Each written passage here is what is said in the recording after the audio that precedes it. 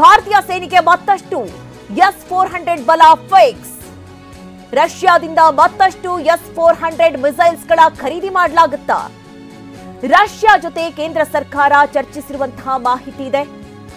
Operation ಸಿಂಧೂರ್ನಲ್ಲಿ S-400 ರಣಬೇಟೆಗಿಳಿದಿತ್ತು. S-400 ಕಳಿಸಲು Russia ಕೂಡ ಒಪ್ಪಿರುವಂತಹ ಮಾಹಿತಿ ಸದ್ಯ ಸಿಕ್ಕಿರುವಂತದ್ದು. TV9ಗೆ ಕೇಂದ್ರದ ಉನ್ನತ ಮೂಲಗಳು ಈ ಬಗ್ಗೆ ಮಾಹಿತಿಯನ್ನ ಕೊಟ್ಟಿವೆ. ಪಾಕ್ನ ಡ್ರೋನ್ ಫೈಟರ್ ಜೆಟ್ಗಳನ್ನ ಚೆಂಡಾಡಿದ್ದಂಥದ್ದು ಇದೇ S-400 ಸುದರ್ಶನ ಮಿಸೈಲ್. ರಷ್ಯಾ ನಿರ್ಮಿತ S-400 ಮಿಸೈಲ್ ಅನ್ನ ನಮ್ಮ ಸೇನೆ ಬಳಸಿತ್ತು.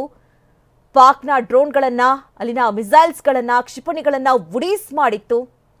ಇಂತಹ ಒಂದು ಶಕ್ತಿಶಾಲಿ ಶಸ್ತ್ರಾಸ್ತ್ರವನ್ನ ಮತ್ತಷ್ಟು ಹೆಚ್ಚಿಸಬೇಕು ಅನ್ನುವಂಥ ನಿಟ್ಟಿನಲ್ಲಿ ಭಾರತೀಯ ಸೇನೆಯ ಪ್ರಯತ್ನ.